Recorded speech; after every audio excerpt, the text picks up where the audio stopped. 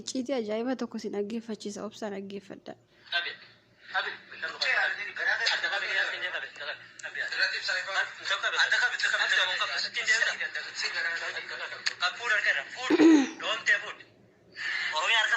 dhaggeeffadha sirriitti dhaggeeffadha viidiyoo kun siin fayyada.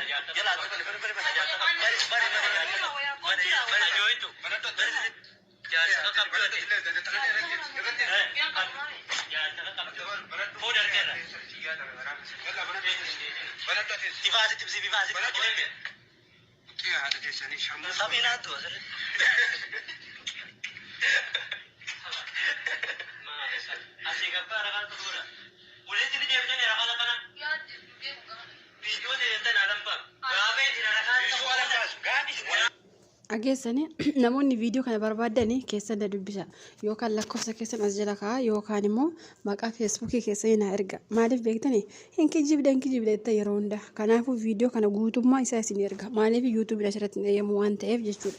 Keessan yoo dubbistan viidiyoo kana guutummaatti isin erguu nan danda'a jechuudha.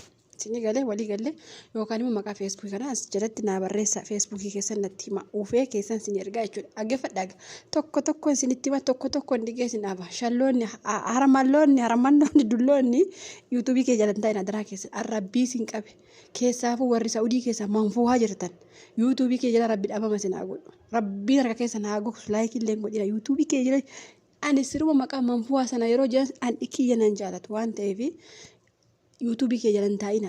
yuutuubii kiyya afuura ejja afuura shaarmuxaan godhina deema na jira deema dhugaa rabbi isinitti hima deema.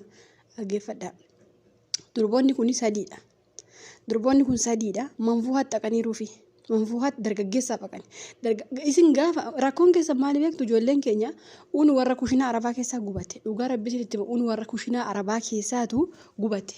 Maaliif beektu isin waan hundaa rukutattu deemtanii quuftanii uni garuu maqaan maali biyya arabaa. Sinigalee amma viidiyoon kun gadi ba'ee barganama feesbuuk irratti argitu. Dhugaa rabbi isinitti barganama feesbuuk irra deemaa ilaala. Keessaan si erga nama keessaan na dubbise dhugaa rabbi tokkoon si erga. Dhaggeeffadhu.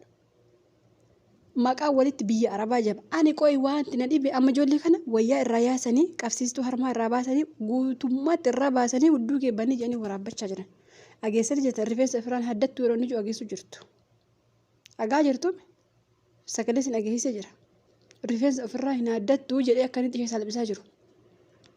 Baalageen tokko maqaa walitti biyya arabaa hajaa muyyuu malee nuti warri of beeknu ittiin qaanuuf nu garuu an dhugaa rabbi isinitti hima. Maaliif kaayyoo biyya baateef waan beektuufi amma fakkeenyaaf miidiyaa kanarraa maal jedhu beektu osoo kushinaa arabaatii badduu bakkeetti duute otoo ukkubsattee waan isheen taate kushinaa arabaa keessatti duute hin beeknu otoo badaa jirtu otoo eessatti badaa jirta eessa dhaquufi. Rabbiin lubbuu kee jannatan gashii dheessa baga duutanii warri too fiigdanii duutan kuni baga duutanii dhugaa rabbi warra osoo kushinaa arabaa keessaa fiigdanii bakkeetti duutanii baguma duutan isin ammallee du'aa isin dhugaa rabbi isinitti hima. Rakkoon ni beekama rakkoo ati kushinaa arabaa keessaa baatu hin beekama. Araba si rakkisee araba damoosa si oowwatee wanta akkas hin beekan garuu irra caalaa ijoolleen keessaafuu ijoolleen biyya ormaa keessa turtan. Warri biyya ormaa keessa turtanii kushinaa arabaatii baatan isin rakkoo arabaa osoo hin taane rakkoo hudduu qabdu fiigdu. Dhugaa rabbi isinitti hima. Ijoollee addisii amma ufaa jirturraa hankaate warri as keessa turtanii amma bahaa jirtan kuni isin rakkoo arabaa osoo hin taane rakkoo hudduu isin rakkise. Tokko kana qabadha. An dhugaa rabbi isinitti basiiras. Tambileelii kana tambileelii biraa irra sinii kaa maaliif hin dhaggeeffatta waan ta'eef waan baalagee fa'aa dhaggeeffattu waan ta'eef waanuma baalagee sana fidee irra sinii kaa. Kanaaf ijoollee addisii ufaa jirturraa hankaate. Ijoollee addisii ufaa jirturraa hankaate. Warreen waggaa 2 teessan, waggaa 3 teessan isin ejjummaa fiigaa jirtu. Dhugaa rabbi isinitti hima. Amma mucayyoon barana kana Suudii kana keessatti duute waggaa 5 fixxeetti jenni. Waggaa 5 fixxeetti osoo araba jalaa baddu bakkeetti makiinaan ajjeese jettani. Mucayyoo barana reeffashi biyya gashitan. Namni waggaa 5 fixee akkamitti kushinaa arabaa keessaa ba'a? Ingaltuu Itoophiyaa qaxxita. Ingaltuu biyya kee hin qabdu biyya. Biyya hin qabdanii? Maaltu si fiksee bakkee keessa? Maal hojjetattee sooromuuf bakkee keessa deemte? Dhugaa rabbi baguma duutanii jaabira. Baga rabbiin lubbuu keessan abiddatti agashu jannatan gashi warra akkatti duutan kun. Keessaafuu warri waggaa 2 waggaa yumaan taane waggaa fixee tanan biyya arabaa. In bayin manichaati. Du'a achitti arabni si ajjeeftu reeffakee biyyaa galu rakkoo hin qabu. Bakka isa du'a irra hin jirtu yoo baatillee isa du'a irra hin jirtu bara.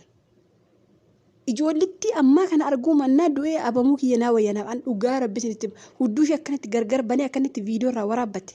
Sadan isaanii Sheetako Oromiyaa moo maal jee Oromiittiin sun maqaa ishee Oromiyaa maali kuni jazbaan Oromiyaa maaliiti kuni maqaa Oromiyaa jettee banatte maqaa nu nyaattan rabbiin sinaa nyaatu bakka jirtanitti dhugaa rabbii rabbuumti sinaa nyaatu maqaa nu nyaattani maa yoo mana arabaa seentanii paaspoortiitiin oftani kunneen amma shalloonni akkasii kuni karaa bishaanii dhufne beeki dhugaa rabbii sinitti warri karaa bahaaraa dhufe adabate hojjetachaa jira warra paaspoortiitiin dhufetu kushinaa arabaa keessa ka biyyatti obsuu dadhabde ka biyyatti waliin rukuttee dadhabde as dhuftee obsuu dadhabnaan alabaatee maqaa nu nyaatte dhugaa rabbii sinitti mani maqaa walitti shamarra biyya arabaa jedhama ka bakkee ammallee galata rabbii adda baafamee beekameeraa ka bakkee jiruu fi ka mana keessaa hojjetu warri biyyaallee beekanii jiru dhugaa rabbii abbaa manaa tokko yoo gaafattanii bakkee ba'u yoo ati jette yoo bakkee baate achumaan taa'e malee nafaan hin jiraatinis hin jira maaliif hin beeka icciitii bakkee waan ta'eef jechuudha. Irra caalaa ijoolleen mucayyoon tokko maal jetti isiniif fakkaate an dhugaa rabbii sagalee ishee isinii waraaba mucayyoon sun goddanyaa kiyyaa goddanyaa isheetu suudii kana dhufee araba kana walii gadi dadhabani maal naan jetti namuma afaan oromoo dubbatu haa baasu namumti afaan oromoo dubbatu ishiin tali sun immoo bahareen jirti goddanyaa ishee asitti rakkate isheen bahareen jirtu suni goddanyaa ishee suudii kanaa baasuuf anatti himte an suudii kana hin jira maal jetti adaraa ke nama oromoo ta'e nama afaan oromoo dubbatu haa baatutti hamman fixxeetina waggaa lama fixxeetinaan jette waggaa lama fixxee arabittiin ajjeesuuf itti deemtinaan jette yoo duutan lafa siilesituu ijaani maqaa kana mannaa yoo duutanii rakkoo tokko hin qabu duutanii arabni kukkuttee si baalaatti isin agattu maqaa akkasii taanaan dhugaa rabbi isinitti mani maqaa akkas hudduu keessan dhiirri oromoo isinitti haasee dadhabee akka afaan keessanitti fincaa'aa yeroo isinirraa waraabbachuu mannaa intalli abaluu biyya arabaatti duutee arabni immoo kukkuttee si baalaatti naqxa yoo jedhame kun maqaansaa waan guddaadha siidaa si'amna akkatti maaliif beekta amma ijoolleen kun badii tokko hin qaban warri poostii gootan maal jettanii poostii gootu beekta ilma oromoo ta'e akkamitti viidiyoo irraa waraabbata baga sirraa waraabbate baga irraa waraabbattan habbo harka keessanitti fayyaa bulaa ijoollee dhiira warra akkas gochaa jirtan kun an dhugaa rabbis itti ijoollee dhiira suudii jirtan tokko ishee yeroo simbira uftu ijaaza buufadhaa viidiyoo irraa waraabbadhaa qaxaqqataati maal abbaa kee buuta ijaaza maal fuuta biyya keetti heerumteen jiraattu erge dhiira obsuu ergi dadhabdee biyya kana ufte maaluma abbaa kee biyyaa baatee qoyin teessu biyya teesseen soofattu soofannaa keessa barte dhugaa rabbi biyya teesseen soofattu maa maqaan nyaattaa sitti maaliif maqaan nyaachuu uftan ergi dhiira obsuu hin dandeenye ergi simmeetiin mataarra si baa ta'e dhiirri akkatti biyya arabaa keessatti shamarra biyya arabaa hedduun akkatti waraabame jedhee feesbuuk irra gadhiisee maqaan nyaachuu mannaa biyyuma kee keessatti yoo soofannaa kee soofatti atoo rakkoof biyyaan baane atoo soofannaaf biyyaa baate achuma yoo teesse soofatte rakkoo maal qabde rakkoo jira inni kan rakkate sangaa abbaasaa gurguree horii abbaasaa gurguree ka abbaa manaasaa gurguree lafa kontiraata kenne siqaa isa argee kushinaa arabaa keessa hojjetachuufe shalleen biyyaa quuftee dadhabdee immoo asii uftee maqaan nyaatti sini galee an dhugaa rabbii iifama naagwaa malee ijoollee akkasii kan osoo arge arraba ishee keessaa kukkuteen akka isheen afaan banti an akkasii bari lubbuu isheen baastu bar nama akkasii maal goota beekta lubbuun baaftu bar arraba bichaa keessaa kuttee hambista akka afaan bante umrii ishee guutuu haa gubattu maaliif boo dhugaa rabbii viidiyoo kana arguu manna maali yoo duune egaa